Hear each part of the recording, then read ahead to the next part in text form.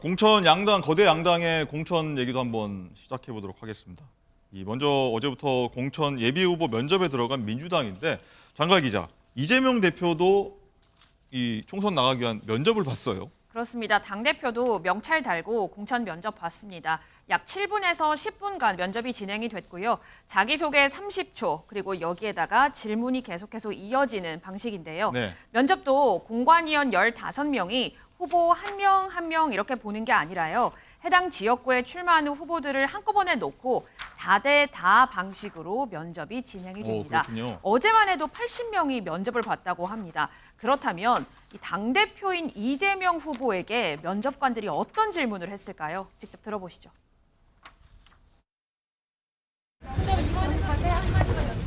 우리 면접 시간 맞춰야 되는데. 왜 국회의원이 돼야 되는지를 우리 공관위원들께 잘 설명드리고 좋은 평가를 받을 수 있도록 최선을 다하겠습니다. 그럼 자기소개 준비하시는 게 어떤 내용이죠? 그거 비밀입니다. 어떤 질문 좀 받으셨죠? 질문이 상당히 많이 다양했던 것 같습니다. 7분이 짧지 않았습니다. 좀 짧긴 한데 현실적으로 면접 대상자가 워낙 많으니까 불가피하지 않나 생각합니다. 혹시 대표님께 곤란한 질문은 따로 없었습니까? 그 걱정했는데 다행히 없었습니다. 사법 리스크 관련해서 질문 없었을까요? 자, 고맙습니다. 감사합니다. 면접 내용 굉장히 궁금해하고 기자들이 많이 질문을 했는데 비교적 상세하게 친절하게 다 얘기를 했는데 김광선 변호사님 마지막에 사법 리스크 관련 질문이 있었습니까? 했더니 그냥 갔습니다. 어떻게 좀 보셨어요? 제가 볼 땐 당연히 없었겠죠. 누가 감히 이재명 대표에게 당대표한테. 그렇죠. 당 대표에게 지금 사법 리스크 얘기를 하겠어요. 더군다나 민주당 입장은 이건 검찰의 조작이다고 소설이다 얘기하는데 네. 또 사법 리스크 부르면 아마 이재명 대표가 제일 불쾌하는 대목이 그거 아니겠어요? 불편한 질문도 사실 하기 좀 꺼려했을 수도 있습니다. 아니 원래는 이제 공천 면접일 때는 불편한 질문을 해야 하는 거예요. 아니 사법 리스크가 있는데 과연 총선에서 본인이 당선된다 하더라도 거기에서 어떤 실형이 선고될지 유죄가 선고되면 또 당선 자체가 무효가 될 수 있는데 어떻게 생각하느냐 그런 식으로 얘기할 수 있죠. 그러니까 국회의원직을 유지할 수 없는데 어떻게 생각하느냐 이런 걸 당연히 물어볼 수 있는 건데 저것은 아마 민주당 내에서는 좀 금기할 거예요. 그래서 아무리 공천 면접이 타이트하게 이루어진다 하더라도 당 대표한테 감히 누가 사법 리스크에 대해 얘기할 수 있는 그런 분위기는 아닐 겁니다. 네. 면접이 공천 심사에 있어서 한 10% 정도로 아주 큰 비중을 차지하는 건 아닌데 박지원 본부장님 일단은 면접장들 보면 분위기가 어떻습니까? 당내 긴장감도 있을 것 같기도 하고요. 긴장감들이. 저희가 이제 우리 앵커님이 방송해 보시면은 이 패널이 첫 방송 나와서 한 10분 이야기 보면은 그 사람 내용 나오잖아요. 진보든 보수든. 네. 실제로 이 공심이 들어가서 후보들 면접해서 자기 소개하고 왜 국회의원이 되고 싶어요? 이야기 한두 마디 해보면은 내공 드러납니다. 또 그게 한편으로 보면 아쉬운 점이기도 한데 10분이 짧기도 짧지만 10분이 충분하다고 말씀하시는 건가요? 충분한 제가 말하는 아쉬운 점은 네. 요즘 정치 지망생들 실력이 많이 떨어졌어요.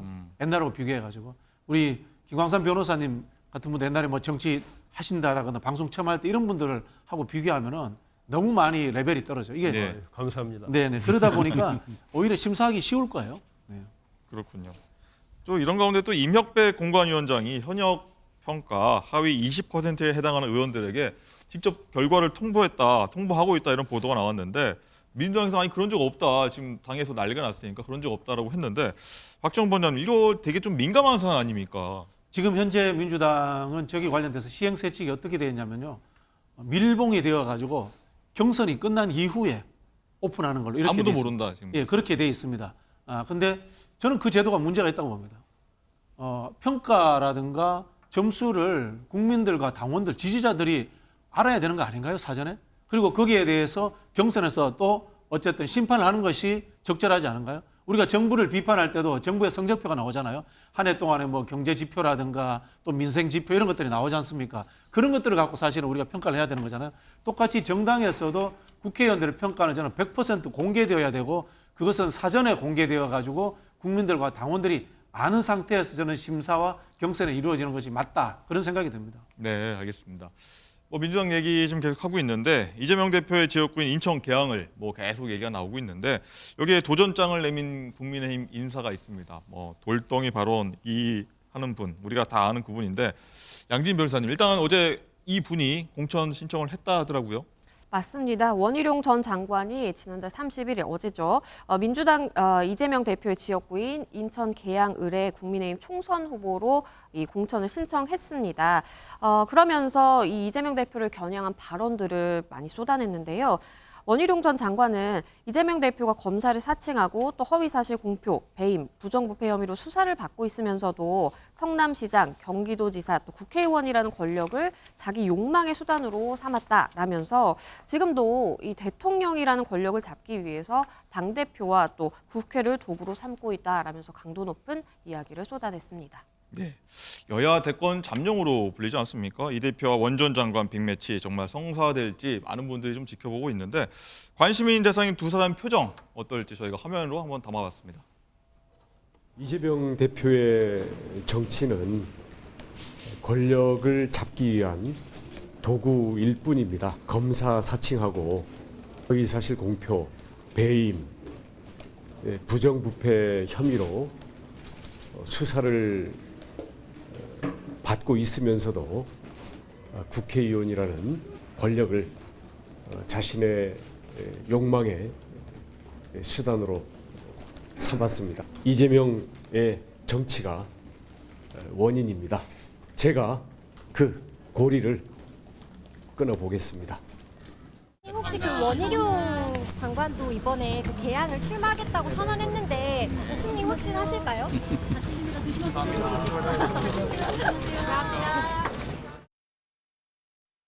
네, 이재명 대표 또 어떤 곤란한 질문일까요? 하면서 또 웃으면서 좀 지나가는 모습 봤는데 어떻습니까, 김광삼 변호사님? 미니 대선급 명롱 대전, 뭐 서막 올렸다, 뭐 이런 얘기도 나오는데 성사될까요? 아마 이번 22대 총선에서 제일 재밌게 볼 수 있는 격전지가 네. 바로 계양을일 거예요. 그런데 뭐 지금 상황으로 보면 특별한 사정이 없는 한 명롱대전은 이루어질 것이다 이렇게 봐요. 그리고 물론 뭐 이재명 이게 100%는 아니지만 이재명 대표가 뭐 비례대표 갈 수도 있지 않느냐, 불출마할 수 있다 이런 얘기 나오지만 정치는 생물이기 때문에 막판에 또 어떻게 될지 모르겠죠. 네.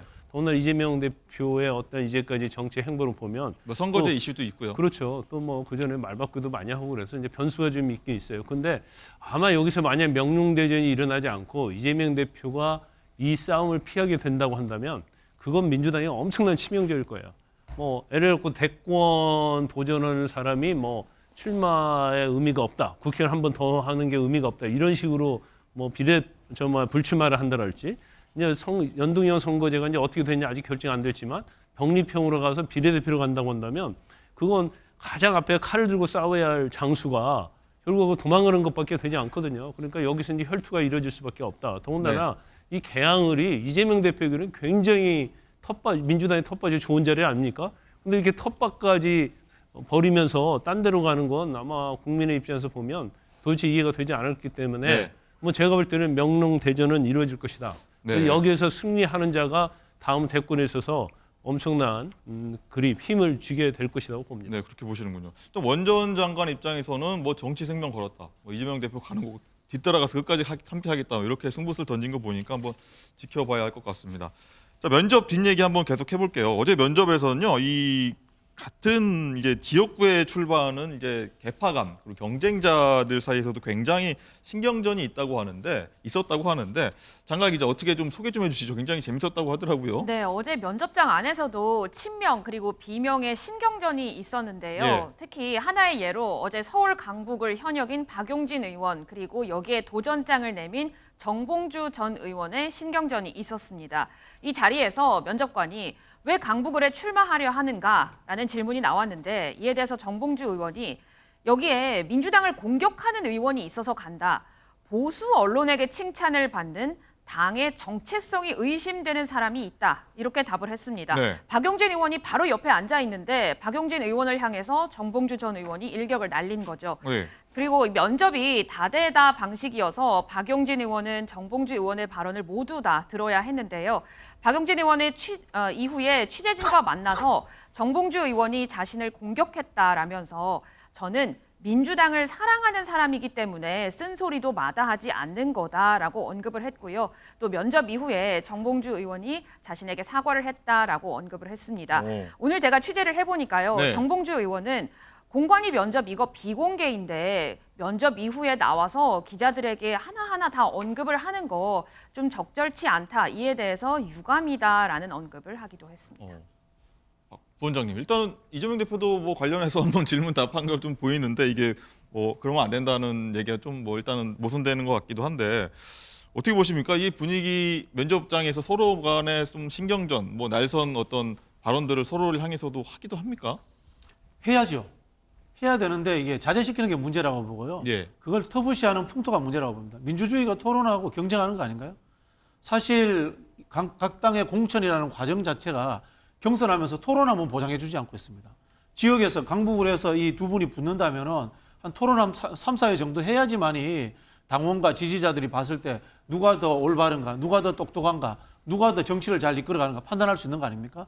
그렇지 않은 상태에서 서류 심사라든가 또는 뭐 개인의 홍보 능력에 의해 가지고 후보가 결정되는 현재의 한국 정치의 경선 방식이 저는 오히려 더 문제다 이런 생각이 들고요. 더 치열하게 토론하고 더 치열하게 경쟁하는 구조를 만들어주는 것이 정치 발전을 위해서는 맞다 이런 생각이 듭니다. 알겠습니다.